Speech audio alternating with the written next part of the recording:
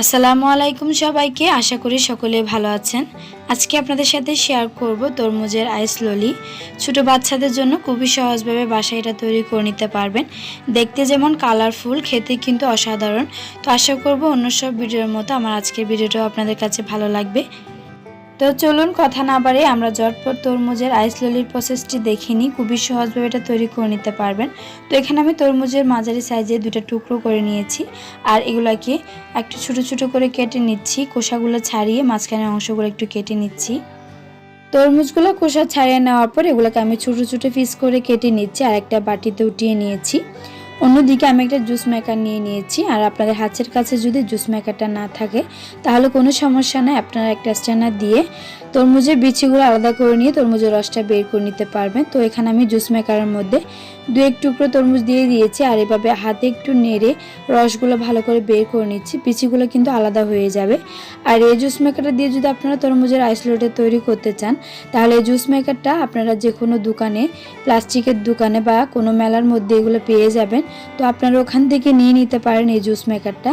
আর এটা দিয়ে কিন্তু খুব সহজে তরমুজের রসগুলো বের করে নেওয়া যাবে। শুধুমাত্র তরমুজই না, আপনি যে কোনো ধরনের ফলের জুস তৈরি করে নিতে পারবেন। আর যে কোনো ধরনের ফল দিয়ে কিন্তু খুব সহজে এই জুস মেকারটা দিয়ে কিন্তু আপনি জুসগুলো তৈরি করে নিতে পারবেন।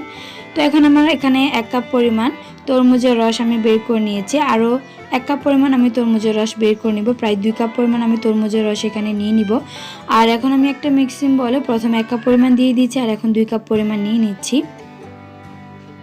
আর আপনারা অবশ্যই আপনাদের স্বাদ অনুযায়ী চিনিটা দিয়ে দিবেন। আর এখানে আমি এখন অ্যাড করে নিচ্ছি 1/2 কাপ পরিমাণ চিনির পরিমাণটা অবশ্যই টেস্ট অনুযায়ী দিবেন। আর এখানে কর্নফ্লাওয়ার দিয়ে দিচ্ছি 1 টেবিল চামচ পরিমাণ। কর্নফ্লাওয়ারটা কিন্তু এখানে অবশ্যই দিতে হবে। আর একটু দিয়ে দিচ্ছি লবণ, 1 চিমটি পরিমাণ দিয়ে দিচ্ছি লবণটা অবশ্যই দিতে হবে। আর লবণটা দিলে কিন্তু মিষ্টির পরিমাণে ব্যালেন্সটা ঠিক থাকে, তার এই জন্য আমি লবণটা এখানে ব্যবহার করেছি। আর একটা হ্যান্ড উইচ দিয়ে সবগুলো একটু ভালো করে মিশিয়ে নিচ্ছি। চিনিগুলো যখন ভালো করে মেশানো হয়ে যাবে আমি একটা প্যানের মধ্যে মিশ্রণগুলোকে ঢেলে নিচ্ছি। চুলার আঁচটাকে মিডিয়াম লোতে রেখে একটু ভালো করে জাল করে নেব 5 মিনিট মতো।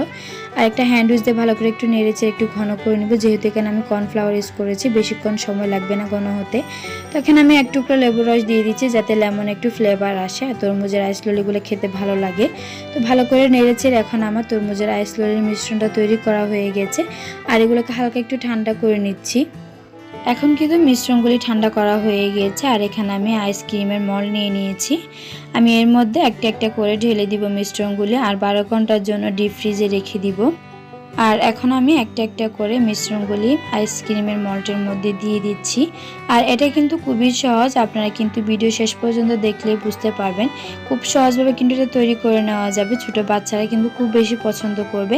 আর এটা কিন্তু স্বাস্থ্যসম্মত। আশা করব আমার অন্য সব ভিডিওর মতো আমার আজকের ভিডিওটা আপনাদের কাছে খুবই ভালো লেগেছে।